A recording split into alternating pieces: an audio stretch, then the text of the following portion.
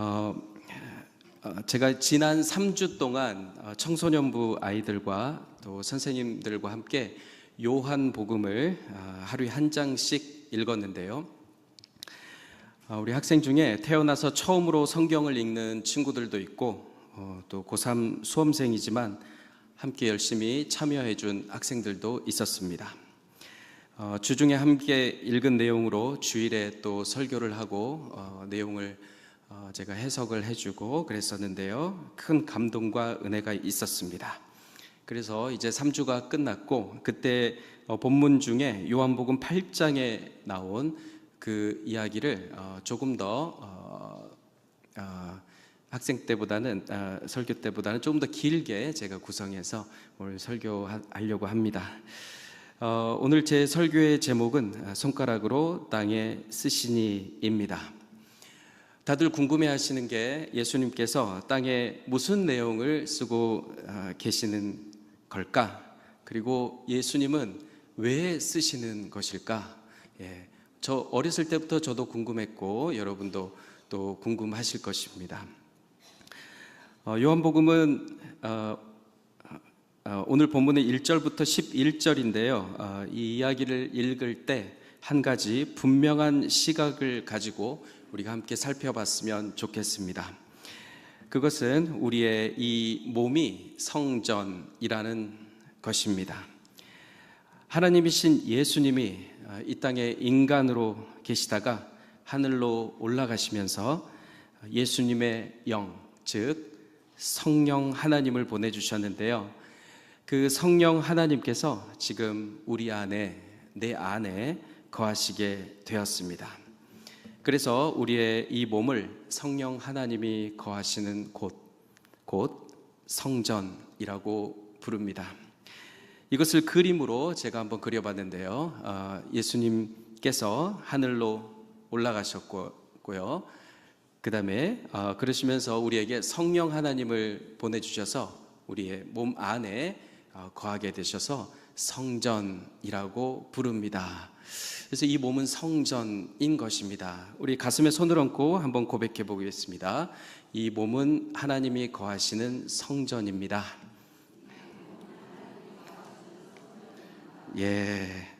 성전에서 24시간 주님을 예배하는 성도님들 되시길 축복합니다. 아멘. 오늘 이야기는 예수님이 아직 하늘로 올라가시기 전, 그러니까 사람으로 이 땅에 계셨을 때 있었던 일입니다. 예수님이 성전에서 백성들을 가르치고 계실 때 성전 안에 가늠한 여인이 잡혀왔고 사람들이 그 가늠한 여인을 정죄했습니다. 예수님은 무언가를 그때 2번 쓰셨습니다. 그리고 모든 일이 해결되었습니다. 살기등등하고 돌로 쳐 죽이려고 했던 그 사람들은 떠나가고 그곳에 샬롬이 이루어진 것입니다. 바리새인과 서기관들이 이 가늠한 여자를 데리고 온 것은 예수님을 궁지로 몰아서 예수님을 잡아가고 싶었기 때문입니다. 사람이 만든 질문과 답을 미리 세팅해 두고 그 안에 하나님이신 예수님을 가두려 한 것입니다. 참으로 어리석은 일을 이들은 지금 추진 중인 것입니다. 그러면서 바리새인과 서기관들은 모세의 율법을 들고 나오는데요. 모세의 율법에서는 가늠한 여인을 돌로 치라 했는데 당신은 어떻게 말하겠냐는 것입니다. 그들이 질문하자 예수님은 몸을 굽혀 손가락으로 땅에 쓰십니다. 그래도 질문을 계속해서 그치지 않자 예수님은 너희 중에 죄 없는 자가 돌로 치라 라고 말씀하시고 죄의 문제를 언급하시면서 다시 몸을 굽혀 손가락으로 땅에 쓰십니다.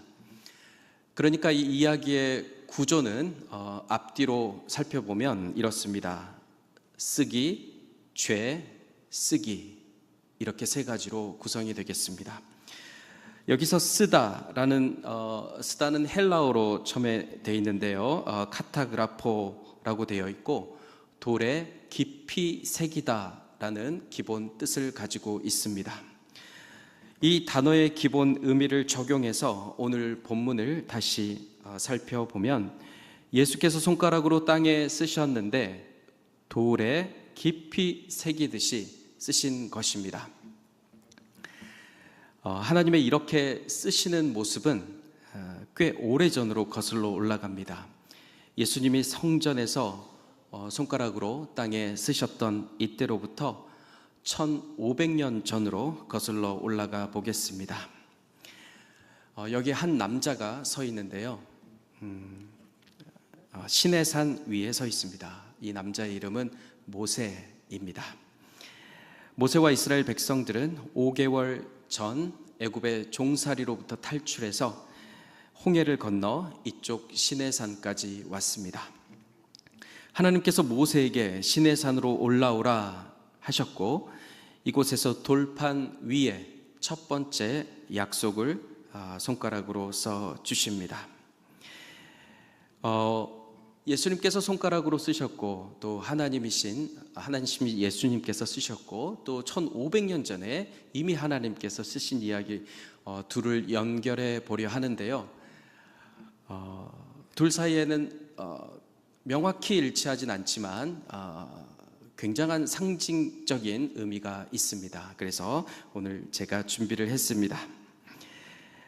출애굽기 31장 18절을 우리말 성경으로 읽겠습니다. 시작.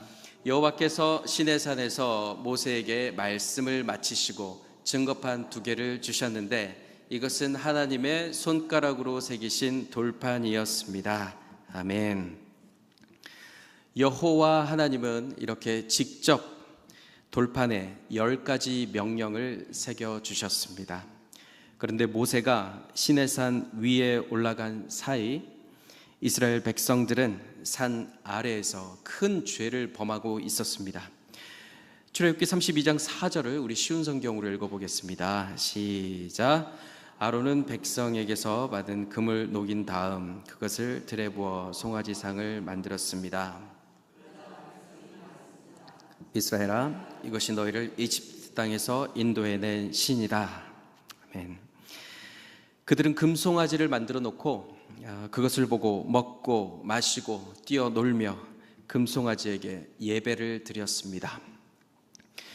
오늘날로 치면 남보다 더 안정적이고 더 풍족한 삶을 살기 위해 사람들이 온 신경이 곤두서 있는 것과 같습니다. 아론과 백성들이 금송아지 앞에서 춤을 추고 있는 이때 모세가 시내산에서 내려옵니다. 그 광경을 사람들의 이런 광경을 목격한 모세의 심정이 어떠했을까요? 이스라엘 백성들을 애굽에서 탈출시켜 홍해를 건너게 하신 우리 하나님, 불기둥과 구름기둥으로 그들의 광야길을 인도하신 우리 하나님, 매일매일 하늘의 곡식인 만나를 내려주시고 또 입히시고 먹이시고 그렇게 한 모든 일을 이들은 이미 잊었습니다. 금송아지를 만들어 놓고 그 앞에 절하는 이스라엘 백성들을 향해 모세가 분노합니다. 32장 19절은 이렇게 말합니다. 함께 읽겠습니다. 시작. 모세가 진에 가까이 와서 보니 사람들이 숫송아지 주위를 돌면서 춤을 추고 있었다. 모세는 화가 나서 그는 손에 들고 있는 돌판 2개를 산 아래로 내던져 깨트려 버렸다. 아멘. 하나님께서 손가락으로 쓰신 첫 번째 돌판이 깨졌습니다. 하나님께서 모세를 다시 부르십니다. 그리고 처음 것과 같은 내용을 다시 기록해 주십니다. 제가 읽어보겠습니다. 여호와께서 모세에게 말씀하셨습니다. 처음 것과 같은 돌판 2개를 깎아라. 내가 깨트려버린 처음 돌판에 썼던 것과 똑같은 글을 거기에 써주겠다. 그리고 나서 34장 28절은 이렇게 말합니다. 시작. 모세는 거기에서 여호와와 함께 먹지도 마시지도 않고 40일 밤낮을 있었습니다. 그리고 여호와께서는 언약의 말씀 곧 십계명을 돌판 위에 기록해 주셨습니다. 아멘. 모세의 이 이야기를 종합해 보면 구조가 이렇습니다. 돌판, 죄, 돌판입니다. 돌판에 쓰셨고 죄가 있었고 돌판에 다시 쓰신 것입니다. 첫 번째 돌판이 죄로 인해 깨졌고 두 번째 돌판이 기록된 것입니다. 하나님께서 우리와 영원히 함께 하시겠다며 손가락으로 새긴 첫 번째 약속이 담긴 그 돌판은 산산이 부서져 버렸습니다. 왜 그렇습니까? 그것은 바로 아담으로부터 시작된 우리의 죄 때문입니다. 하나님은 우리와 함께 하길 약속하셨지만 우리의 죄가 그 약속을 깨뜨렸고 이제 죄의 대가로 반드시 지옥에 가야 하는 비참한 신세가 된 것입니다. 하지만 우리의 죄를 보신 예수님은 다시 두 번째 글을 새기십니다. 1500년 전 시내산에서 손가락으로 글을 새겨주신 하나님께서 이젠 사람의 모습으로 이 땅에 오셔서 이 거대한 지구라는 돌판 위에 손가락으로 글을 새기는 것입니다. 돌판에 새겨진 십계명을 한 단어로 요약하면 언약입니다. 약속인 것이죠. 좀 더 풀었으면 나는 그들의 하나님이 되고 그들은 내 백성이 될 것이다 입니다. 이 언약이 기록된 첫 번째 돌판은 깨졌고 이제 두 번째 돌판이 기록됩니다. 두 번째 돌판은 어디일까요? 성도님들, 두 번째 돌판은 바로 여러분 가슴에 이렇게 손을 얹어볼까요? 다시 한번. 두 번째 돌판은 우리의 마음판입니다. 우리의 바로 심장입니다. 새 언약인 두 번째 언약에 대해 예레미야 선지자가 이렇게 선포했습니다. 우리 함께 읽겠습니다. 시작. 그러나 그날 후에 내가 이스라엘 집과 맺을 언약은 이러하니 곧 내가 나의 법을 그들의 속에 두며 그들의 마음에 기록하여 나는 그들의 하나님이 되고 그들은 내 백성이 될 것이라. 여호와의 말씀이니라. 아멘. 우리 하나님의 두 번째 언약은 우리의 마음에 기록되었습니다. 가슴에 손을 지금 얹어야 하는데 좀 전에 얹었죠? 지금 제가 좀 빨리 해버렸습니다. 바로 이 마음에 예수님의 나는 너의 하나님이고 너는 나의 백성이다. 이게 우리 마음에 기록되었습니다. 고린도 후서 또한 이렇게 말합니다. 이것도 읽어보겠습니다. 시작. 이것은 먹으로 쓴 것이 아니라 살아계신 하나님의 영으로 쓴 것이며 돌판에 쓴 것이 아니라 육체 마음판에 쓴 것입니다. 아멘. 마음판에 하나님께서 하나님의 사랑을 기록하셨기 때문에 지금 오후 예배 또한 하나님께 찬양하며 이렇게 여러분이 드릴 수 있는 마음이 있는 것입니다. 너무도 귀하고 아름다운 그 마음을 주님께서 주셨는데 우리 주님을 찬양합니다. 죄로 인해 딱딱해져 이젠 돌같이 굳어진 나의 마음판에 마치 돌판에 글을 새기듯 예수께서 글씨를 새기신 것입니다. 우리의 성전된 이 몸, 이 마음판에 나는 너의 하나님이 되고 너는 내 백성이 되리라 주님께서 새기셨습니다. 첫 번째 돌판을 깨트린 우리의 모든 죄를 예수께서 짊어지셨습니다. 그는 죽음으로 여기 모인 우리를 향한 그의 사랑을 증명하셨습니다. 그리고 두 번째 언약을 우리의 마음판에 이제 새기셨습니다. 오늘 본문인 5절부터 7절 상반절까지 우리 함께 읽겠습니다. 5절부터 7절 상반절입니다. 시작.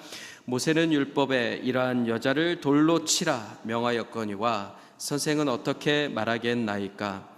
그들이 이렇게 말함은 고발할 조건을 얻고자 하여 예수를 시험함이러라.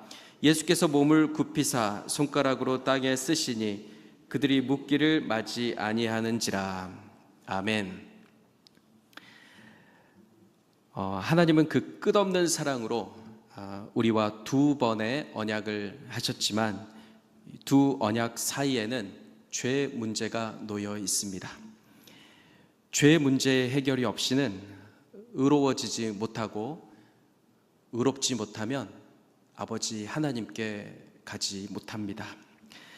죄 문제 해결 없이는 두 번째 언약으로 이어지지 못하는 것입니다. 예수께서 첫 번째로 땅에 쓰실 때를 중심으로 보면 방금 말씀하셔 보셨듯이 거친 단어들로 가득합니다. 돌로 치라, 고발, 시험, 그리고 끊임없는 정죄 손가락이 들어 있습니다. 처음 글씨를 쓰신 예수께서 이제 일어나서 두 번째 글을 쓰십니다. 우리 7절 하반절부터 9절까지 읽어보겠습니다. 네, 시작. 이에 일어나 이르시되 너희 중에 죄 없는 자가 먼저 돌로 치라 하시고 다시 몸을 굽혀 손가락으로 땅에 쓰시니 그들이 이 말씀을 듣고 양심의 가책을 느껴 어른으로 시작하여 젊은이까지 하나씩 나가고 오직 예수와 그 가운데 섰는 여자만 남았더라. 아멘. 두 번째 글을 쓰시자 사람들이 양심의 가책을 느끼기 시작합니다. 모세의 율법은 죄 있는 자를 돌로 치라 말씀합니다. 이것은 하나님의 법이며 이 법은 의롭습니다. 우리의 죄를 대신해 그 돌을 맞으신 예수께서 새 언약인 예수의 법을 선포하십니다. 예수의 법은 죄 없는 자는 돌로 치라 라고 말합니다. 첫 번째 언약 아래서 우리는 너는 죄인이라며 손가락으로 정죄합니다. 네, PPT 하나 보여주시겠습니까? 두 번째 언약 아래서 우리는 나는 죄인임을 깨닫고 정죄하던 손가락을 내려놓습니다. 나는 죄인임을 깨닫게 하신 예수께서 여자에게 말씀하십니다. 나도 너를 정죄하지 않겠다. 사랑하는 성도 여러분, 세상 가운데서 너는 죄인이라며 손가락을 세운 적은 없으십니까? 그 손가락을 죄인이라며 정죄하던 그 손가락을 우리는 내가 죄인임을 깨닫고 이제 예수의 법 아래 살게 되었습니다. 예수의 법 아래 있는 나를 이제 어느 누구도 정죄할 수 없고 예수님 또한 나를 정죄하지 않으십니다. 예수께서 이미 그 죄를 모두 지셨기 때문입니다. 우리의 죄를 대신 지심으로 우리를 그의 사랑의 법 아래 두신 예수께서 여기 모이신 성도님들께 말씀하십니다. 가서 다시는 죄를 범하지 말라. 하지만 아담으로부터 이어져 온 우리의 그 원죄는 용서를 받았지만 우리의 이 육체 안에 사는 동안 우리는 날마다 죄와 싸웁니다. 우리는 죄의 법 아래로 나를 사로잡아 오늘 하루 죄로 나의 영혼을 물들게 할 수 있습니다. 나는 그렇게 선택할 수 있는 사람입니다. 그러나 그것은 참으로 비참한 일입니다. 사랑하는 성도 여러분, 죄의 세력이 이번 한 주도 매 순간 나를 유혹할 것입니다. 하지만 죄의 세력은 으르렁거리거나 유혹할 뿐입니다. 그 죄를 실행에 옮기는 것은 바로 나 자신입니다. 나 혼자 싸운다면 나는 절대 이 죄를 이길 수 없습니다. 사도 바울이 스스로에게 절망하며 고백한 말이 있는데요. 로마서 7장 24절을 우리 한번 나의 고백이라 생각하며 읽어보겠습니다. 앞쪽 약간 한 칸 앞이 없습니까? 예. 로마서 7장 24절을 제가 읽어보겠습니다. 오호라 나는 곤고한 사람이로다. 이 사망의 몸에서 누가 나를 건져내랴. 나의 죄를 지신 예수를 놓치는 순간 나는 두려움에 빠져 죄의 세력이 요구하는 것들을 행동으로 옮길 것입니다. 그 행동은 나의 삶을 지저분하게 만들고 또 나의 영혼을 피폐하게 만듭니다. 출애굽한 이스라엘 백성들이 하나님의 능력과 은혜를 날마다 경험하면서도 우상을 만들어 하나님을 대신하고 다른 신을 섬겼던 것처럼 우리 역시 이 세상을 살아가며 마음으로는 하나님의 법을 사랑하고 하나님의 법을 따르려 하지만 육신으로는 죄의 법을 섬기며 불평하고 원망하며 또 감사하지 못할 때가 있습니다. 죄의 세력이 원하는 대로 서로 미워하고 돈을 쫓고 육신의 즐거움을 쫓아갈 때가 있는 것입니다. 하지만 우리는 언제든지 죄의 세력이 요구하는 것과는 다른 선택을 할 수 있습니다. 우리 저를 따라서 크게 한번 우리 선포해 보겠습니다. 선포할 때는 오른손을 이렇게 불끈 쥐고 반드시 해내겠다 이렇게 마음을 가지시기 바랍니다. 나는 더 이상 율법 아래 있지 않다. 나는 예수의 법 안에 있다. 네, 아래 있다. 똑같습니다. 나는 새 언약의 백성이다. 아멘. 예, 매 순간 이렇게 선포하는 것입니다. 그러면 우리 마음에 계신 성령 하나님께서 여러분을 도와주실 것입니다. 로마서 8장 1절과 2절은 이렇게 선포합니다. 우리 함께 읽어볼까요? 시작. 그러므로 이제 그리스도 예수 안에 있는 자에게는 결코 정죄함이 없나니 이는 그리스도 예수 안에 있는 생명의 성령의 법이 죄와 사망의 법에서 너를 해방하였음이라. 아멘. 간음한 여인을 정죄하지 않으시고 자유케 하신 예수님, 모세의 율법으로 여인을 정죄하던 사람들로 나는 죄인임을 깨닫게 하신 예수님께서 여기 모인 우리로 또 이렇게 고백하게 하십니다. 우리 띄워주실까요? 같이 읽겠습니다. 시작. 그리스도 예수 안에 있는 나에게 결코 정죄함이 없다. 그리스도 예수의 생명의 법이 죄와 사망의 법에서 나를 해방하였다. 아멘. 이번 한 주도 우리를 정죄하지 않으시며 우리에게 자유를 선포하신 예수의 그 사랑의 법 아래서 우리의 형제 자매를 너그러이 용서하며 주님의 끝없는 사랑으로 승리하는 우리 이번 한 주 되시길 주님의 이름으로 축복합니다.